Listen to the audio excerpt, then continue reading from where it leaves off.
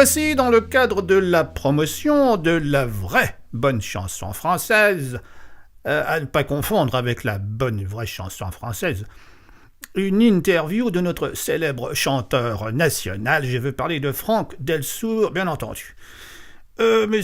Cher Franck Delsour, si vous m'autorisez cette familiarité, merci de nous faire l'honneur de votre présence dans le studio de notre radio. Ainsi donc, après Paris, New York, Tokyo, vous voici de retour au bercail à Étanières. Oui. Comme les auditeurs ont pu s'en rendre compte lors du court extrait de votre spectacle, dont vous avez bien voulu les gratifier, vous mettez tout l'accent sur le texte. Oui. Vos textes sont d'une écriture particulièrement soignée et d'une étonnante richesse d'inspiration. Oui. Paradoxalement, en dépit de l'absence de paroles stricto sensu, on sent malgré tout un tissu sémantique très fort sourdre de vos chansons, tout en litote, en synecdote, en anacolute, en syllèpes, en éponthèse. Oui.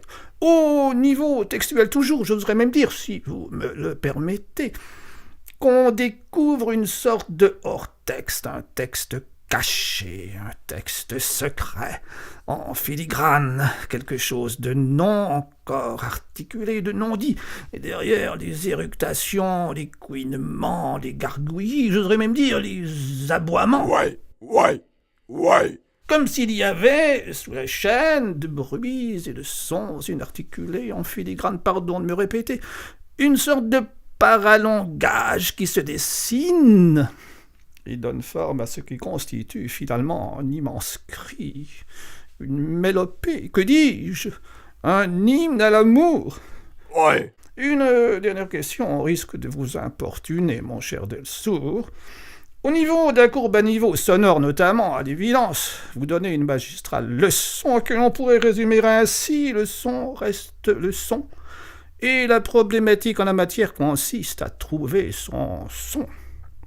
Est-ce que cette quête sonoristique, heuristique, dirais-je, si vous m'autorisez ce pléonasme, ne vous a pas quelque part conduit à un son plus riche, plus incandescent, chaud son? Ouais. Merci, Franck Delsour, merci de nous avoir fait l'honneur de votre présence et pour votre contribution 1000 fois remarquée et appréciée par tous les amateurs de vraies bonnes chansons françaises. De l'audace, encore et toujours de l'audace.